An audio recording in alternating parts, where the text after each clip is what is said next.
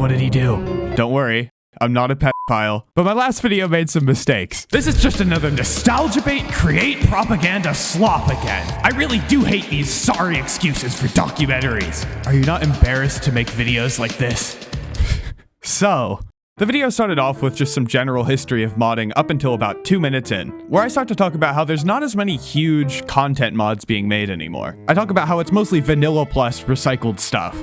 Then I talk about why I think this has happened, and then to give it some more positivity, I talk about Create Mod as an exception to this. It's a very huge recent mod that came out in 2019. And the conclusion is basically this. I should not have to go back to a version of Minecraft that came out in f***ing 2014 to get a better experience than playing something modern. The popular mod packs on CurseForge seem to agree with me here. A lot of them are still stuck on 1.12.2. There's even plenty of new mod packs being made on this 7-year-old version. This slump has gotta be pushing people away from Minecraft mods in general. We need more wacky shit. The kind of mods that make you go, no, surely I can't make that. And then you do it anyway! Those are always the best ideas. You hear that, modders? So, what's wrong with that? The biggest critique I've seen by far is that there are still big mods being made. And in my video, I made it sound like there were literally none except for Create. There is one mod, though, that's a complete exception to this. I shouldn't have exaggerated it so much. That's the advice people throw around for making videos, and I wasn't really thinking about it. Not an excuse, just an explanation. Like, what you're saying is like, I like bananas, and what you need is, bananas are the best goddamn food on the planet. I wouldn't go as far to say there's an equal amount of huge content mods as in the past, though. In my opinion, there's definitely less of them, and they're certainly harder to find. But that brings me to the second critique people gave.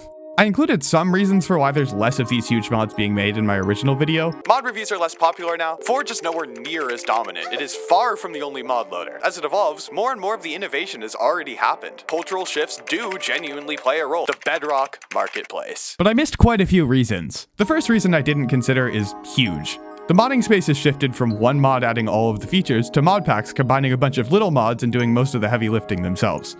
A lot of the comments said things like, I don't see why smaller mods equals worse, which makes sense if you're looking at it from the lens of mod packs. And yeah, looking at it that way, it's really not as big of a deal. Another thing I missed was how Minecraft gets much more frequent updates now, which impacted modding in 2 ways. New versions break previous mods more often. Like both 1.12.2 and 1.7.10 were the latest versions for like forever, which partly explains why they were such golden ages for modding. On top of that, 1.13 was an especially huge update to how Minecraft handles IDs for items and entities and whatnot. So it was an uncommonly annoying time to update mods. Newer updates also generally add more content, which whether or not you think that content is better, for a lot of players, there's less of a reason to get content mods.